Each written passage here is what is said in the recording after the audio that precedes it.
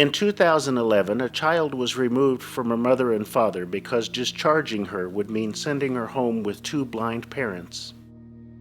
On the surface, many of the right questions were asked. How will you know when your child is hungry? And how will you feed her? How will you know when she is wet or dirty? How will you take her temperature or give her medicine? How will you know when she is upset? When she becomes mobile, how will you know where she is? The problem was not asking these basic questions. The problem is that only one answer mattered, and that was to the question, will you have someone there 24/7 who can see? When the answer to this question was no, the response was, I cannot in good conscience send this little girl home with two blind parents. It took 57 days to place this little girl in the care of her loving parents. Gone was any chance of nursing, and forever lost was the early bonding experts tell us is so important for children to thrive and develop. We can't get those 57 days back for the parents and their daughter, but with discussion, cooperation, and understanding, we can keep this from happening again. How did you child-proof your home? I used things from the store. I had a gate up over my kitchen, across my kitchen entrance, and so then that's where I kept a lot of my cleaners and things I didn't want my kids to get to. I always kept track of where they were. If they were in the family room and I was next door in the kitchen, I was always listening to what they were doing and talking about. I made sure that my rolling furniture didn't roll, so she couldn't automatically roll it onto her. Since I have a son who's developmentally delayed, we had to have everything under lock and key, so we use a lot of the child protection locks. Even sighted people have to do that. This is not just to blind people, because kids are not going to just do what you want them to do every 24/7.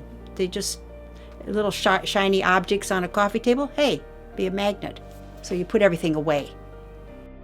How did you give your children medication?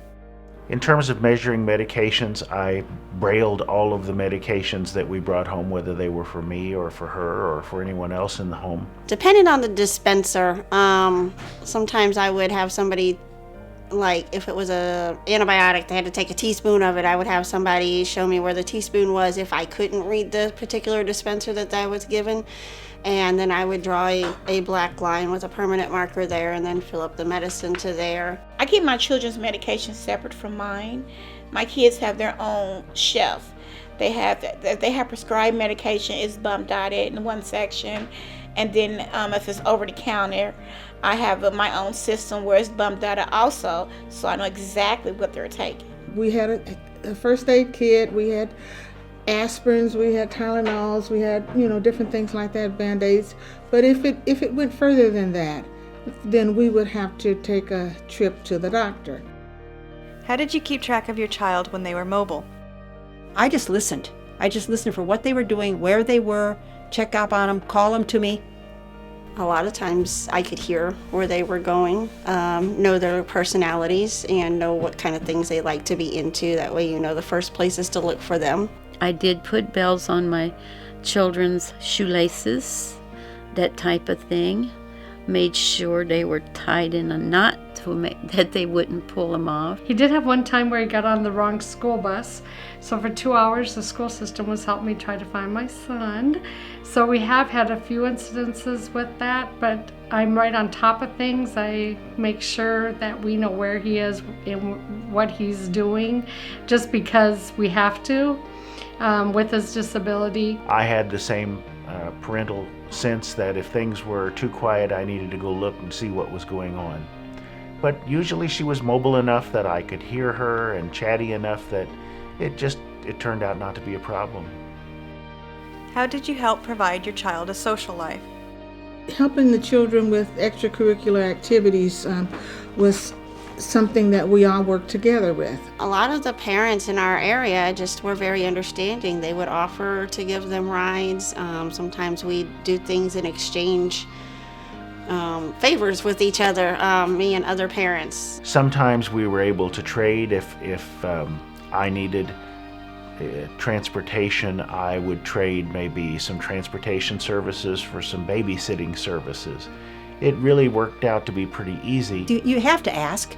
If you can't drive to there, if you're not able to, you have to help them find rides. And they became very proficient at finding ways to do things. How did you help your child with homework? First of all, I'd take the material that they brought home, if it was a book or if it was papers, and I would scan them. I have a computer that has optical character recognition software on it, and it would turn that information either into speech that I could listen to or braille that I could read. I have some vision, so I use what's called a closed caption television, CCTV, so my kids know that if they need help, they bring it to me and I turn on my CCTV and I can read with that. So if they needed a question, I'd say, okay, read it to me. Now let's think about it, so that I could help them then. And I helped them with their homework, just by having them read it, which actually I think helped their reading too. I have them read it to me, and then sometimes I'll say, well, now you read it again to yourself and you think about what you just said. And pretty much we just kind of figure it out together. We would work together at all times, and if we came up on something we couldn't figure out ourselves, we would go to the computer. We would even ask someone else how to help us with it. So it goes back to communication as well for that. The day they become parents, blind people face the same new parent anxieties as any other first-time parents. Holden is getting dressed for a fun and active day. After a dry diaper and some clean clothes, it is off to breakfast. Breakfast was great, but the face washing could be skipped in his opinion. Any self-respecting child who submits to being cleaned deserves a little playtime, so off to the floor we go. Time to exercise those muscles and enjoy some good conversation. What better way to wrap up a morning than to take a nice walk outside? Some good exercise for the man who sits all day at his editing job, and some good fresh air for the both of them. Not a bad morning for a little guy who is only 7 months old. 10-month-old Isabella is teething, so she is not the happy little bouncing baby she usually is. It is hard to play when your mouth hurts. Maybe tomorrow will be a better day. Charlotte enjoys going to the park near her house. She loves to climb and slide. Don't forget about swinging. The higher the better. Enough swinging. Let's go back and climb some more. Oh, and by the way, let's not take the path. Let's climb the wall. Enough exercise for this energetic 4-year-old. It's time to head home. Emma's 2 months old and loves to be held and talked to, but Mom and Dad know she needs floor time too if she's going to grow up properly. Between the chairs, she is out of foot traffic and has the bonus of sliding glass doors to look out from her safe spot. It also helps monitor her 2-year-old sister Haley, who likes to love on her. With Dad in the other room keeping tabs on the baby, it's time to fix lunch for Haley. Dad and his little girl go outside for a nice stroll to enjoy the fresh air and each other. Like all good parents, Dad keeps Haley next to the curb for safety. A quick diaper change and then nap time for a certain little girl. Mom is looking forward to potty training this little one, so she will only have one in diapers.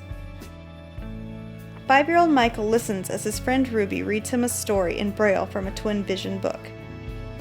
Mom teaches her special needs son Timmy how to help make lunch. Mom and 7-year-old Ben learn all about turkeys as they read his weekly reader. We know and understand the difficulty faced by people who work in the social services field and others who are given the task of protecting our precious children. By demonstrating the different techniques blind parents use in raising our children in a safe and loving environment, we hope to alleviate the stress in worrying whether a child will be properly cared for in a home where the parents are blind. We are not saying that blindness means one is a good parent. Instead, we are trying to show that the fact that one or both parents are blind does not indicate that they will have problems or that they are less likely to be the kind of loving and caring role models we want for our children. Not all of the children are related to the adults caring for them. or have had any relationship with them prior to taping. Their sighted parents believe in the capabilities of blind adults to care for children and have allowed us to use their precious offspring. The National Federation of the Blind of Missouri is a not-for-profit organization of blind and sighted people whose mission is to help ensure equality, opportunity, and security for blind people in all aspects of their lives. This includes education, job opportunities, and the right to raise a family.